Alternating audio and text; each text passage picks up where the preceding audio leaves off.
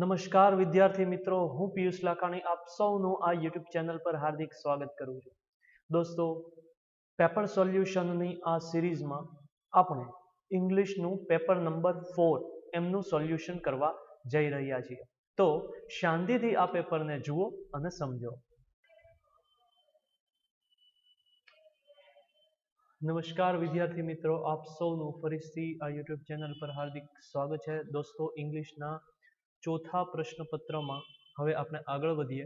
Section D ની આપણે શરૂઆત કરીએ, જે ગ્રામેટિકલ રહેશે. So question number 50, section D, do as directed. જે પ્રમાણે કહેલું છે એ પ્રમાણે આપણે કાર્ય કરવાનું છે.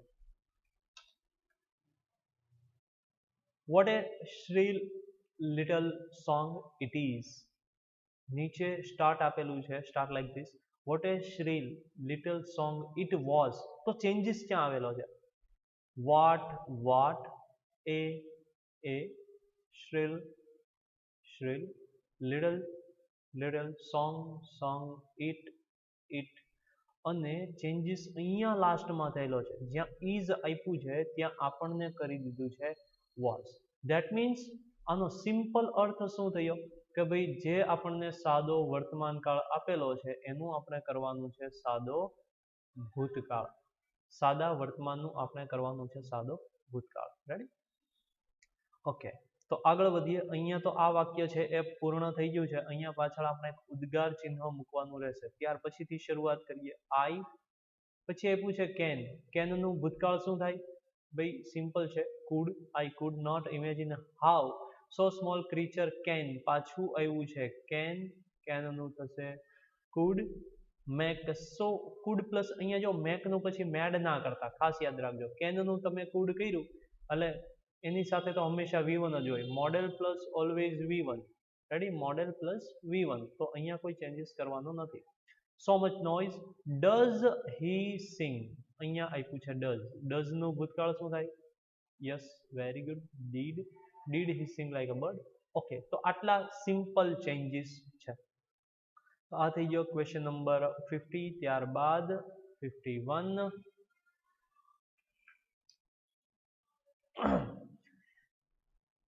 He always drink pure milk.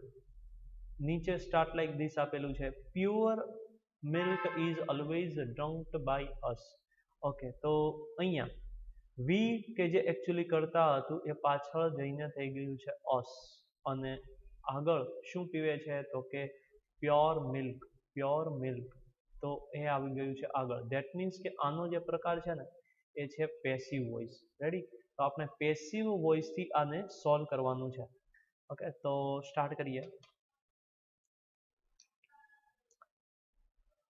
પહેલું વાક્ય તો આપણને અડધું આપેલું છે. ઓકે, તો સોલ્વ કરીએ. વી ઓલવેઝ ડ્રિંક. આપણે હંમેશા પીએ છીએ. શું પીએ છીએ? ઓકે, ફરીથી એટલું તમને સોલ્વ કરાવું. કરતા કોણ અહીંયા? વી. ક્રિયાપદ ડ્રિંક, પીવું. શું પીવો છો તો કે પ્યોર મિલ્ક. તો આ શું થયું? કર્મ. રેડી? કાળ કયો? વર્તમાન. ઓકે, તો શરૂઆત કરીએ. કર્મ આગળ તો કે પ્યોર મિલ્ક આગળ આવ્યું. ઓકે, ત્યાર પછી ક્રિયાપદ છે ડ્રિંક એટલે સાદો વર્તમાન કાળ. તો ટુ બી પ્લસ V3 ની પેટર્ન. તો સાદા વર્તમાન કાળનો ટુ બી મૂક્યું ઇઝ, બીકોઝ મિલ્કને લાગશે ઇઝ. ત્યાર પછી વચ્ચે અન્ય છે ઓલવેઝ. તો ઓલવેઝ અહીંયા વચ્ચે. ત્યાર પછી ક્રિયાપદનું V3 ફોર્મ, ડ્રિંકનું થશે ડ્રંક, અને કરતા છે વી, એ જશે પાછળ. તો એનું થઈ જશે બાય અસ. તો આ થયું પહેલું વાક્ય. ત્યાર પછી બીજાને જોઈએ. We never break the rules of good health. કરતા કોણ? વી. ક્રિયાપદ બ્રેક એટલે તોડવું. ક્યારેય તોડતા નથી. તો નેવર છે એ પાછું અન્ય છે. રેડી? શું નથી તોડતા તો કે the rules of good health. તો આ બન્યું કર્મ. તો the rules of good health, rules બહુવચન છે તો અહીંયા આવશે આર. તો આટલું જોજો. The rules of good health એ આવ્યું આગળ. ત્યાર પછી વર્તમાન કાળ હોવાથી આર, રૂલ્સ બહુવચન છે એટલે મૂક્યું છે આર. તો અહીંયાથી two be plus V3. Ready? આ જ પેટર્નને યુઝ કરવાની છે, પણ વચ્ચે અન્ય છે તો અન્ય પાછું મૂક્યું વચ્ચે. બ્રેકનું V3 થશે બ્રોકન, તો થઈ ગયું 2B પ્લસ V3 અને અન્ય જ્યાં વચ્ચે પડ્યું છે ત્યાં ત્યાં જ રહેવા દેવાનું. અને હવે શું કરતા પાછળ, તો કરતા છે V જાય પાછળ તો એનું થશે બાય અસ. ત્રીજું વાક્ય, we always follow the basic instructions of. We કરતા શું કરો છો, ફોલો અનુસરો છો, શું અનુસરો છો, તો આ થઈ ગયું એક ક્રિયાપદ. ત્યાર પછી શું અનુસરો છો, તો કે ધ બેઝિક ઇન્સ્ટ્રક્શન્સ ઓફ, તો આ થઈ ગયું આપણું કર્મ. તો the basic instruction are always followed by us. To be plus V3 અને કરતા જશે પાછળ તો બાય વીનું થઈ જશે અસ અને અન્ય છે એ વચ્ચે. સેમ ટુ સેમ પેટર્ન બધામાં બેસે છે. જે વાક્યમાં પહેલા વાક્યમાં પેટર્ન હતી એ સેમ વાક્ય બીજા વાક્યમાં છે અને સેમ પેટર્ન થર્ડ વાક્યમાં બી રહેલી છે. નંબર 4, અવર પેરેન્ટ્સ ઓલવેઝ ગાઈડ અસ પ્રોપરલી. અવર પેરેન્ટ્સ કરતા ઓલવેઝ અન્ય ગાઈડ માર્ગદર્શન આપે છે ક્રિયાપદ. કોને માર્ગદર્શન આપે છે, અમને, તો આ બન્યું કર્મ. તો કર્મ આવે આગળ તો એનું થશે વી. ઓકે, પછી ગાઈડ વર્તમાન કાળ તો ટુ બી પ્લસ V3 ની પેટર્ન.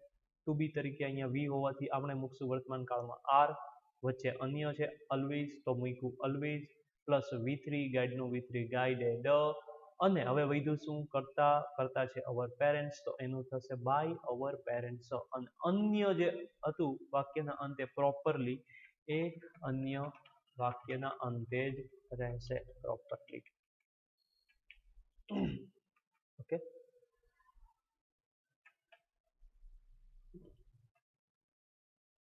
ત્યાર પછી ઇનડાયરેક્ટ સ્પીચ.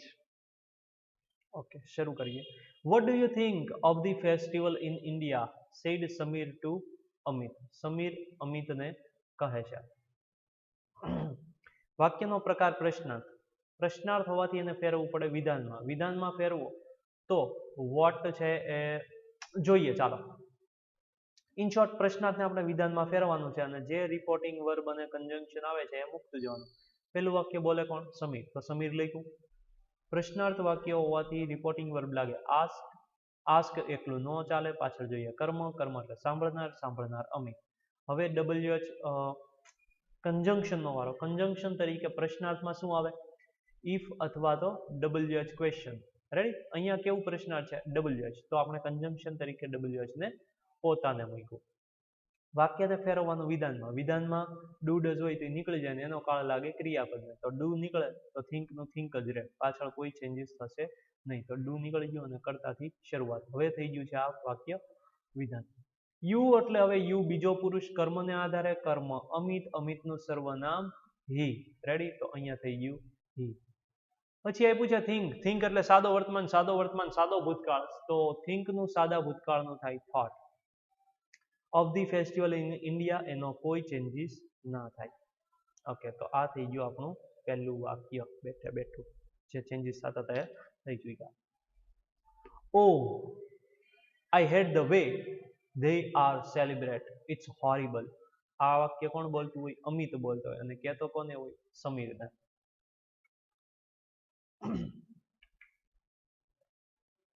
તો ફરીથી આ વાક્ય બોલશે અમિત અને કહેશે સમીરને. તો અમિત કહે છે અરે એ લોકો જે રીતે સેલિબ્રેટ કરે છે મને એ પસંદ નથી, મને નફરત છે, તે કેટલું ભયંકર હોય છે, એવું અમિત બોલે છે. રેડી, તો અહીંયા ઉદ્ગાર આપેલું છે ઓ એટલે ઉદ્ગાર, તો એના માટે શું વપરાય, એક્સક્લેમ્ડ. તો અમિત અમિત બોલનાર. ત્યાર પછી વાક્યનો પ્રકાર ઉદ્ગાર હોવાથી એક્સક્લેમ્ડ. હવે અહીંયા બે રીત છે, તમે ઓનલી એક્સક્લેમ્ડ આ ઓ માટે વાપરી શકો અને આ વાક્યને વિધાનથી બનાવી શકો, અથવા તો exclaimed with horror. Exclaimed with horror એટલે ડર માટે તમે આ લાગણી છે એ મૂકી શકતા હોય. રેડી, સરપ્રાઈઝ પણ મૂકી શકાય છે અને ત્યાર પછી ડિસલાઇક પણ મૂકી શકાય છે, તમારી ચોઈસ. અહીંયા આપણે જસ્ટ એક્સક્લેમ્ડ મૂક્યું છે એટલે ઓહ માટે બની ગયું ઉદ્ગાર વાક્ય હોવાથી. ત્યાર પછી નવું વાક્ય જોડવા એન્ડ. નવા વાક્યનો પ્રકાર કયો છે, વિધાન.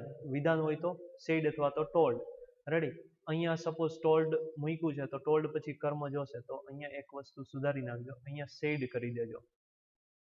એન્ડ સેડ ધેટ, અને કહ્યું કે આઈ એટલે હવે અહીંયાથી શરૂઆત કરવાની ને પાછી આઈ એટલે પહેલો પુરુષ કરતા કરતા અમિત અમિતનું સર્વનામ હી થઈ ગયું હી પછી હેડ ક્રિયાપદ નફરત કરવી સાદો વર્તમાન એનું થશે સાદો ભૂતકાળ તો હેડ ધ વે નું કશું જ નહીં થાય પછી આપ્યું છે ધ્યેય બદલે ધ્યેય એટલે ત્રીજો પુરુષ બહુવચન ત્રીજો પુરુષ નો ચેન્જ તો અહીંયા કોઈ ચેન્જીસ નહીં તો બેઠે બેઠું એમિઝારનું વોઝ વેર તો ધ્યેય સાથે લાગે વોઝ સેલિબ્રેટેડનું સેલિબ્રેટેડ આટલે સુધી થઈ ગયું ત્યાર પછી આગળ બીજું એક વાક્ય બોલ્યું તો બીજું વાક્ય બોલતા હોય તો પહેલા જ મૂકી દેવાનું એન્ડ ઇટ ઇઝ હોરિબલ વિધાન વાક્ય તો વિધાન વાક્ય માટે આપણે જોડી શકીએ છીએ એન્ડ એડેડ ધેટ થી યાદ છે ને તો અહીંયા જો આવી ગયું એન્ડ એડેડ ધેટ ઇટ એટલે ત્રીજો પુરુષ નો ચેન્જ ઇટનું ઇટ એમિઝારનું થઈ જાય વોઝ વેર તો અહીંયા મૂક્યું વોઝ અને હોરિબલ નો ચેન્જ ત્યાર પછી આ ત્રીજું વાક્ય છે એ I fully agree with you Amit હું તારી સાથે એગ્રી છું ધેટ મીન્સ આ વાક્ય આખું કોણ બોલતું હોય આ વાક્ય બોલતો હોય સુમિત અને કહેતો હોય અમિતને તો એગ્રી થાય છે તો આપણે એગ્રીડ મૂકી શકીએ તો Sameer told him that told એટલે કહ્યું હિમ એટલે તેને ટોલ્ડ પછી આ વાક્ય વિધાન છે ને એટલે વિધાનના નિયમથી બને છે સેડ અથવા ટોલ્ડ બંને અહીંયા તમે મૂકી શકો છો સપોઝ ટોલ્ડ મૂક્યું તો ટોલ્ડ એકલું ના ચાલે પાછળ કર્મ જોઈએ કર્મ મૂક્યું વિધાન વાક્યમાં કંજંક્શન ધેટ તો ધેટ મૂક્યું તો સમીર ટોલ્ડ હિમ ધેટ હવે ફેરવવાની શરૂઆત કરીએ આઈ પહેલો પુરુષ કર્તાને આધારે કરતા સમીરનું સર્વનામ હી તો અહીંયા થઈ જશે હી ફુલ્લી એગ્રીનું કશું જ ના થાય તો ફુલ્લી એગ્રી એટલે સહમત થવું આ છે વર્બ રેડી તો સાદો વર્તમાન કાળ આપ્યો છે સાદો વર્તમાન કાળ જશે સાદો ભૂતકાળ તો એગ્રીનું થઈ જશે એગ્રીડ પછી વિથનું કશું જ નહીં થાય તો વિથનું વિથ હવે અહીંયા ખાસ જુઓ યુ આપ્યું છે રેડી યુ આપેલું છે યુ એટલે કેટલામો પુરુષ બીજો પુરુષ રેડી બીજો પુરુષ કર્મને આધારે કર્મ અહીંયા છે સુમિતનું સર્વનામ હી પણ અહીંયા જે યુ છે એ કઈ વિભક્તિ વાળો છે એ આપણને ખબર હોવી જોઈએ તો આ યુ નું સ્થાન કયું છે યસ કર્મ વાળું રેડી પહેલું હોય તો આ પહેલો યુ આપણી પાસે બે છે ને યુ યોર તો આ બે માંથી કયો યુ છે એ કેમ ખબર પડે તો કે આ યુ છે એ બીજા સ્થાને છે ધેટ મીન્સ આ યુ છે ઓકે અને યુ બદલે બીજા પુરુષના આધારે કર્મને આધારે કર્મ પુરુષ છે ધેટ મીન્સ એના માટે હી તો આ બીજો યુ છે તો આપણે હી વાળી લાઈનમાં બીજું સ્થાન હિમ તો અહીંયા જે વિથ યુ આપ્યું છે ત્યાંથી જાય with him people are not at all aware of this noise pollution factor okay બીજા વાક્યનો પ્રકાર છે વિધાન વાક્ય છે તો એન્ડ એડેડ ધેટ પાછું મૂકી શકાય વિધાન માટે એન્ડ એડેડ ધેટ તો એન્ડ એડેડ ધેટ મૂક્યું પીપલ ત્રીજો પુરુષ કહેવાય એટલે નો ચેન્જ એમિઝારનું થાય વોઝ વેર તો આરનું કર્યું વોઝ વેર સોરી બહુવચન છે એટલે વેર નોટનું નોટ એટનું at all aware of the noise pollution factor okay કોઈ ભી અહીંયા બદલી શકે એવો શબ્દ નથી તો બેઠું તમારે જસ્ટ અહીંયા બદલવાનું હતું આરનું કરવાનું હતું વેર જે થઈ ચૂક્યું આગળ વધવી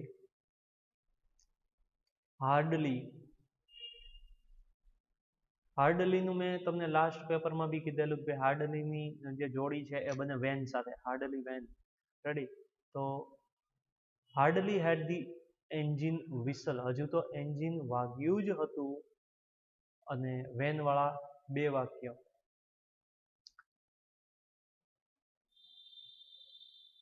ધેન ગયું ધી સ્ટાર્ટેડ ગયું કારણ કે એમાં વેન નથી તો વેન વાળા બે છે એ અને ડી વેન સાથે સાદો ભૂતકાળ તો સાદા ભૂતકાળ વાળું વાક્ય ગોતો તો એ પૂછે સ્ટાર્ટેડ અને અહીંયા પૂછે સ્ટાર્ટ તો સાદો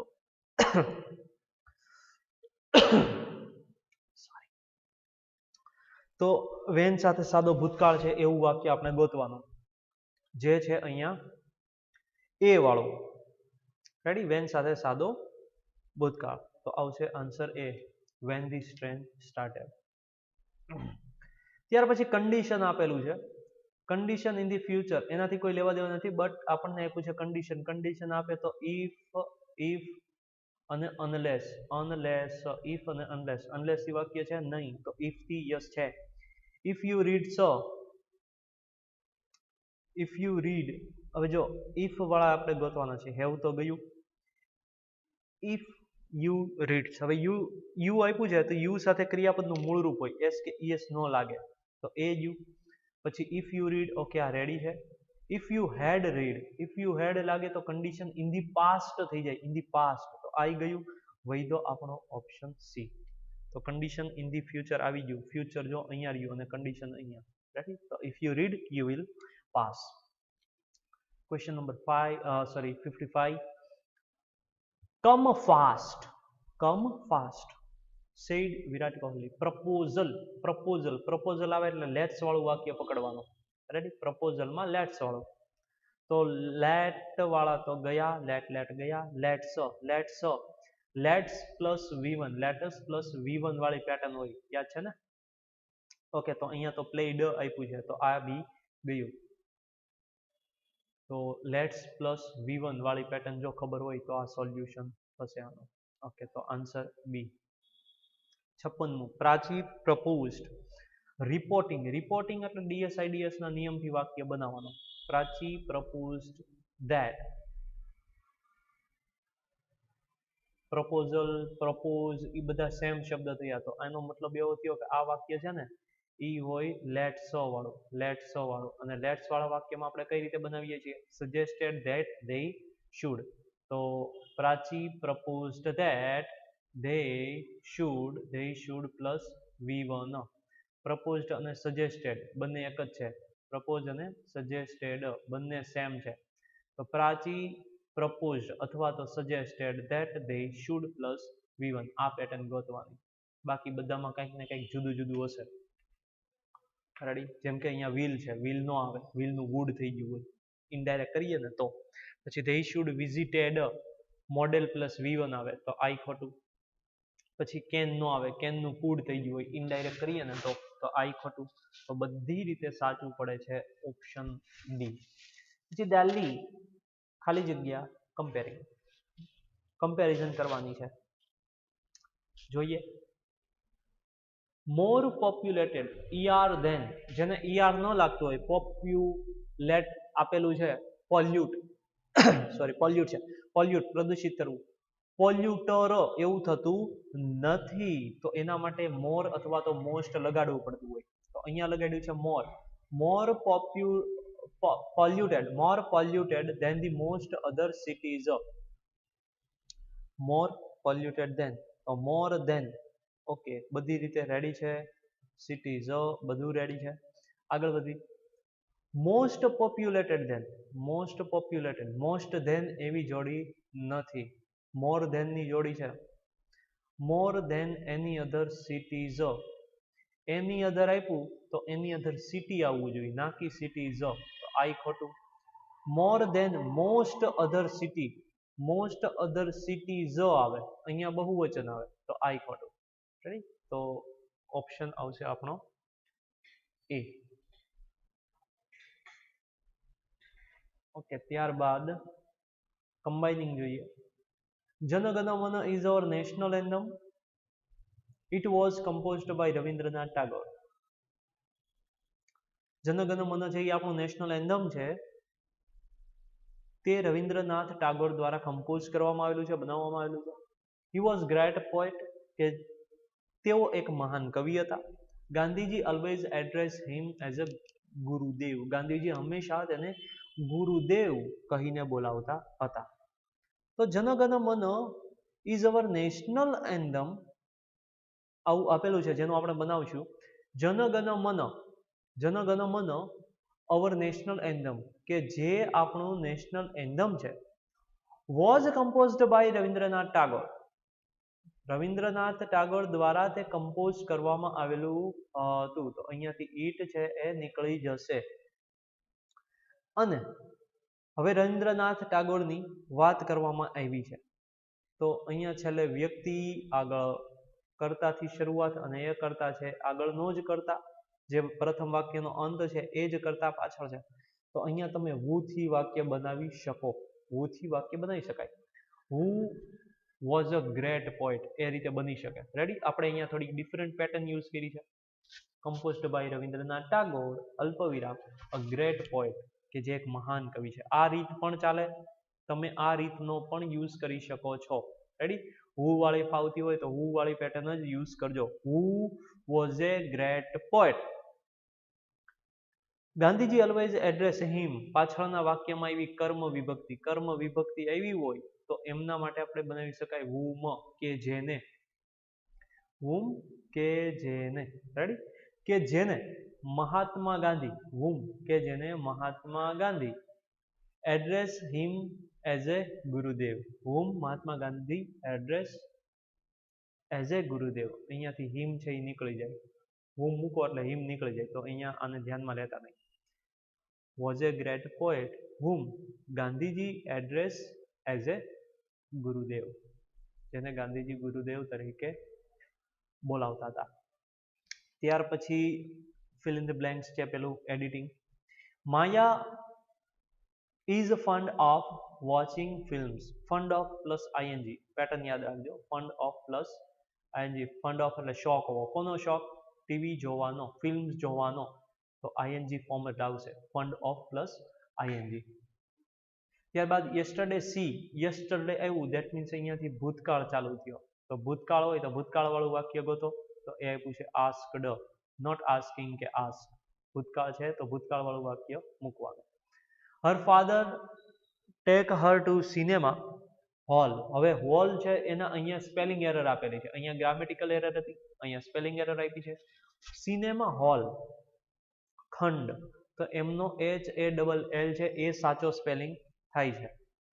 ઓકે, આ વોલ એટલે આખું, આ વોલ એટલે છિદ્ર. ત્યાર પછી નવા વાક્યની શરૂઆત છે હિમ ફાધર નહીં, માયા છે માયાનું સર્વનામ જોકે થાય છે શી. રેડી? માયાનું સર્વનામ થાય શી, પણ અહીંયા સંબંધક રૂપ આપેલું છે કે તેણીના ફાધર, તેણીના પપ્પા, તો તેણીના મતલબ હર, સંબંધક શી હર હર.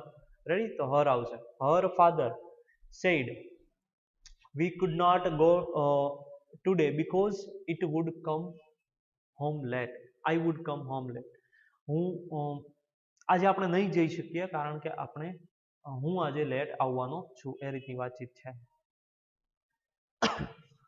તો અહીંયા આવશે હર ફાધર સેડ. અને ત્યારબાદ સેક્શન ઈ. સેક્શન ઈમાં અહીંયા આપેલું છે, પહેલું છે પેરેગ્રાફ રાઇટિંગ કે જે મેં તમને ઓલરેડી શીખવેલું છે. ટેબલની ઇન્ફોર્મેશન આપવાની. ત્યાર પછી કેટલી સિઝન આપેલી છે એ સિઝનના તમે નામ લખી શકો છો. કઈ સિઝનમાં લોકો શું પહેરે છે, શું ખાય છે, એની પણ અહીંયા વાતચીત કરવાની છે. તો જનરલી જે ડિટેલ તમને દેખાય છે એના આધારિત તમે આ ટેબલ ફિલઅપ કરી શકશો. ત્યારબાદ એસે આપેલો છે my favourite national leader, positive aspect of a personality and my grandparents. My grandparents most IMP, અને પોઝિટિવ એસ્પેક્ટ એ પણ આઈએમપી રહેશે, પણ માય ગ્રેન્ડપેરેન્ટ્સ છે એને તમારે પહેલી પ્રાયોરિટી આપવાની છે. માય નેશનલ લીડર છે એ થર્ડ પ્રાયોરિટી તમે અહીં રાખી શકો છો. સ્પીચ સ્વચ્છ અભિયાન ભારત, સ્વચ્છતા ક્લીનલીનેસ ઉપર જે સ્પીચ પાકી કરેલી છે એ સેમ ટુ સેમ સ્વચ્છ ભારત અભિયાનમાં લખી શકાય છે. અને ત્યારબાદ એપ્લિકેશન આપેલી છે. ઓકે, તો જર્નાલિસ્ટ માટેની એપ્લિકેશન લખવાની રહેશે જો લખો છો તો. અધરવાઇઝ આપણી રિકમેન્ડેશન છે કે તમે સ્પીચ થ્રુ જ આગળ વધો, જે પેટર્ન મેં તમને ઓલરેડી શીખવેલી છે.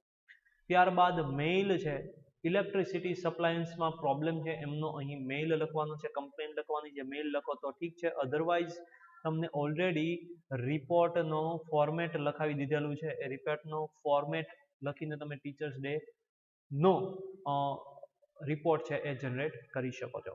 ઓકે મિત્રો, આટલે સુધી રાખીએ. અહીં પેપર 4 સંપૂર્ણપણે પૂર્ણ થાય છે. આઈ હોપ સો કે તમને બધો જ ખ્યાલ આવી ગયો છે. જો કોઈ બી ક્વેરી છે તો તમે અમને જાણ કરી શકો છો. Okay, thank you. સિયા.